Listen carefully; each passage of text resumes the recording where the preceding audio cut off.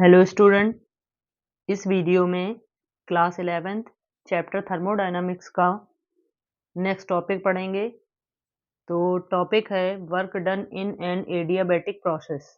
Adiabatic process में work done जो है वो क्या होता है उसको समझ लेंगे और फिर उसका डेरिवेशन सॉल्व करेंगे। तो इसके लिए सबसे पहले जान लेंगे एडियाबैटिक प्रोसेस के बारे में। तो एडियाबैटिक प्रोसेस जो है उसमें प्रेशर, वॉल्यूम और टेम्परेचर जो होते हैं सिस्टम के वो चेंज हो जाते हैं, बट हीट का एक्सचेंज जो है वो सिस्टम और सराउंडिंग के बीच में नहीं होता है। तो ऐसा प्रोसेस जो है वो एडियाबैटिक प्रोसेस कहलाता है और इसके नाम से भी इसका मीन्स निकाला जा सकता है। A means not, dia means throw, bats means heat. मतलब एडियाबैटिक का मतलब होता है no exchange of heat between system and surrounding. मतलब सिस्टम और सराउंडिंग के बीच में हीट का एक्सचेंज नहीं होता है, ना तो किसी भी सिस्टम से हीट बाहर जाती है और ना ही बाहर की हीट उस सिस्टम में अंदर आती है। तो ऐसी प्रोसेस कहलाती है एडियाबैटिक प्रोसेस। अब एडियाबैटिक प्रोसेस के लिए कुछ ज़रूरी कंडीशंस होती हैं, उन कंडीशंस के बारे में समझ लेंगे। तो पहली कंडीशन है एडियाबैटिक प्रोसेस होने के लिए जो भी कंटेनर होगा उसकी वॉल्स परफेक्टली इंसुलेटेड होनी चाहिए। परफेक्टली इंसुलेटेड अगर होंगी तो जो हीट का एक्सचेंज है सराउंडिंग और गैस के बीच में वो नहीं हो सकता। इसलिए जिस भी कंटेनर में गैस फिल होगी उस कंटेनर की दीवारें जो हैं वो परफेक्टली इंसुलेटेड होनी चाहिए। दूसरी कंडीशन है द प्रोसेस ऑफ कंप्रेशन और एक्सपेंशन शुड बी सडन। ये जो गैस का कंप्रेस होना और एक्सपेंड होना जो प्रोसेस होती है वो अचानक होनी चाहिए। अगर ऐसा होगा तो जो हीट है सराउंडिंग के साथ एक्सचेंज होने में कोई भी टाइम नहीं लेती है, या कह सकते हैं इजली कि सराउंडिंग में हीट एक्सचेंज हो नहीं पाएगी। तो ये दो ज़रूरी कंडीशन होती हैं एडियाबैटिक प्रोसेस के लिए।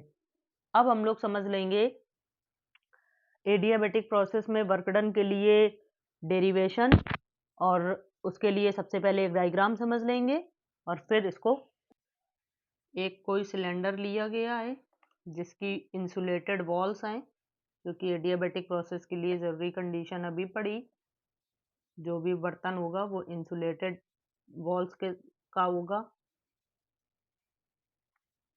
और इस सिलेंडर में एक पिस्टन लगा हुआ है, ये भी इंसुलेटेड है।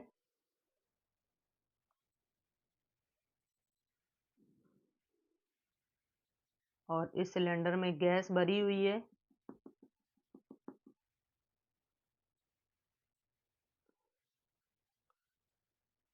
हम लोग यहाँ पर एक्सपेंशन के लिए पढ़ रहे हैं, गैस एक्सपेंड होगी उसके लिए फॉर्मूला ड्राइव करेंगे और उसी के रिस्पेक्ट में कंप्रेशन का भी निकाल सकते हैं, कोई बहुत ज़्यादा चेंजमेंट नहीं होगा।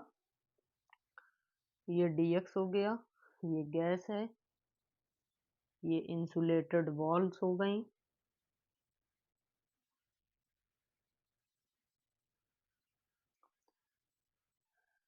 तो पिस्टन की इनिशियल पोजीशन ये रही होगी, और जब ये पोजीशन होगी तो इसका प्रेशर P1, वॉल्यूम V1 और टेम्परेचर T1 होगा। और जब इसमें कुछ प्रेशर में चेंजमेंट किया गया तो इसका वॉल्यूम भी चेंज हो गया और टेम्परेचर भी चेंज हो गया।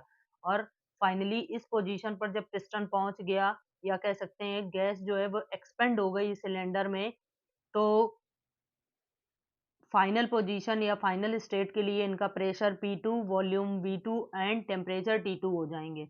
और जब पिस्टन मूव हुआ है तो वो एक स्मॉल डिस्टेंस dx तक मूव हुआ है, और इस पिस्टन के मूव होने से ही इस सिलेंडर के अंदर जो गैस थी वो एक्सपेंड हो गई। और जब गैस एक्सपेंड हुई है तो जो वर्क डन हो रहा है वो बाय द गैस होगा यहाँ पर। और अगर कंप्रेशन का केस लेते तो इसमें वर्क डन जो होता वो ऑन द गैस होता। तो अब इसको समझ लेंगे डायग्राम के लिए कुछ मेन चीज़ें। consider n moles of an ideal gas.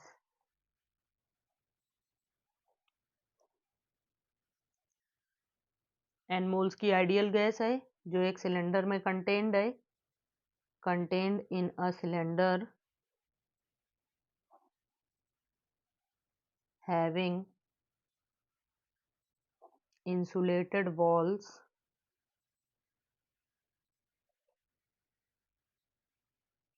and provided with frictionless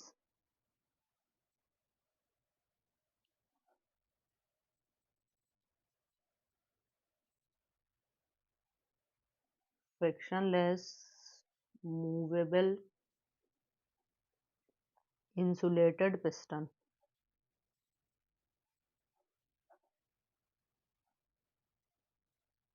और जब पिस्टन ऊपर की तरफ मूव होगा तो एक स्मॉल डिस्टेंस कवर करेगा. When a piston moves up through a small distance,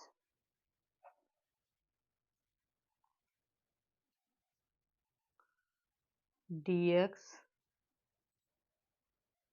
then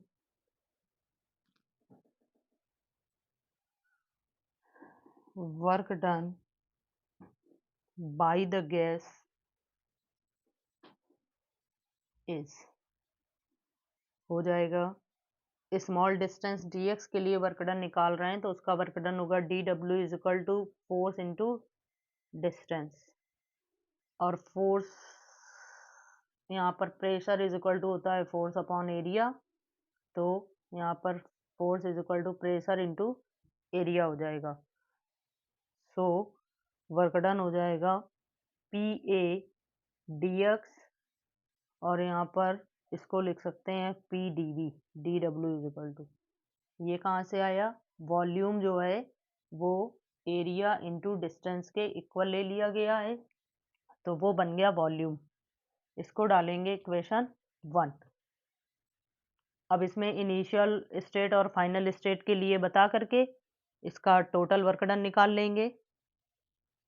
suppose gas expends adiabatically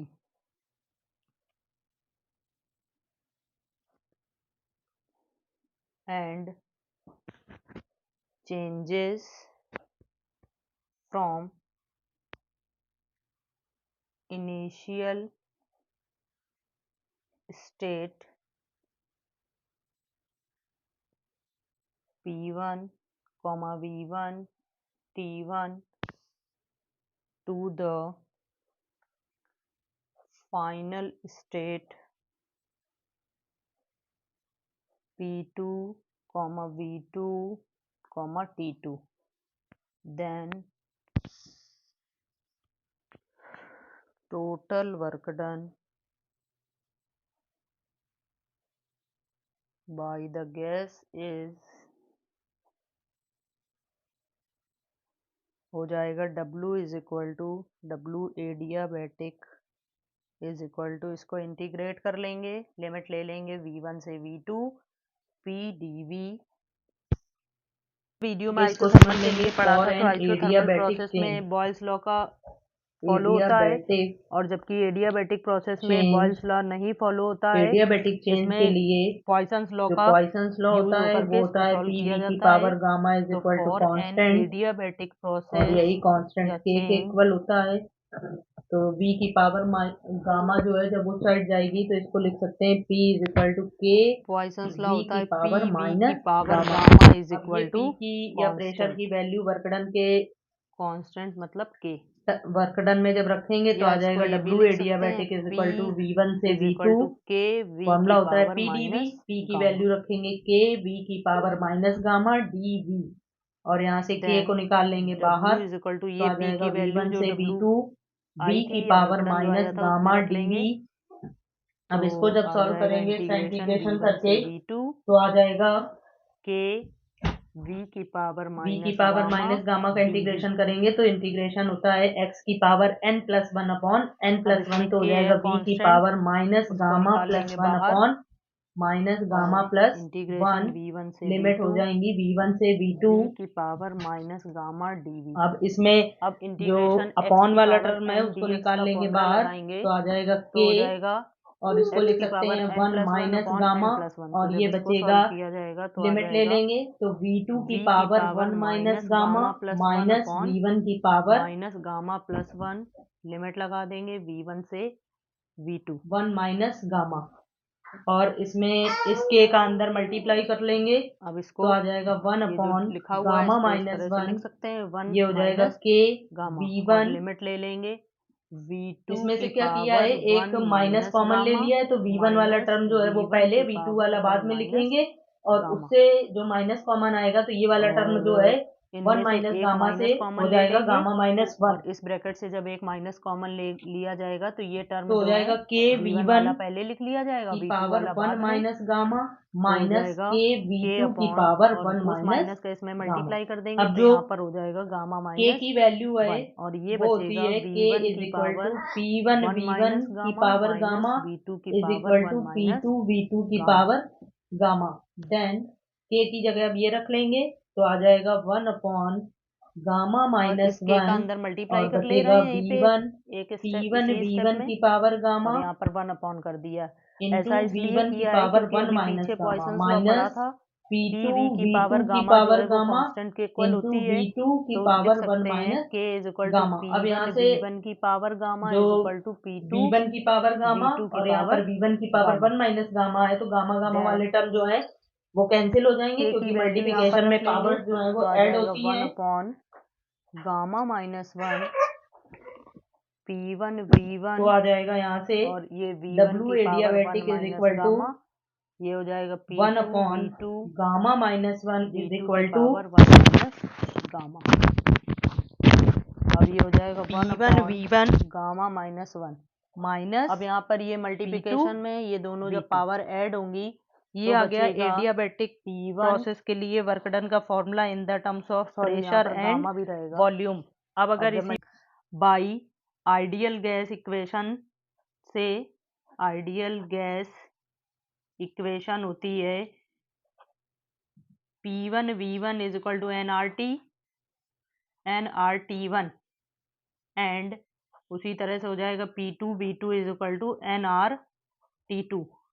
then temperature के टर्म्स में लिखेंगे तो जो वर्क डन का फॉर्मूला हो जाएगा वो हो जाएगा 1 अपॉन गामा माइनस 1 अब P1 V1 की जगह रख लेंगे nRT1 माइनस nRT2 यहाँ से nR ले लेंगे कॉमन तो आ जाएगा nR upon gamma minus 1 in bracket T1 minus T2। तो ये वर्क डन का फॉर्मूला आ गया in the terms of temperature. अब जो भी फॉर्मूला ड्राइव करने के लिए आएगा उसे हम इजीली ड्राइव कर सकते हैं और इस थर्मोडायनामिक्स के जो और भी टॉपिक्स हैं वो आपको नेक्स्ट वीडियो में मिलेंगे। अगर आपको ये टॉपिक और ये वीडियो अच्छे से समझ में आ गया हो तो इस चैनल को लाइक करें, सब्सक्राइब करें एंड शेयर करें। Thank you.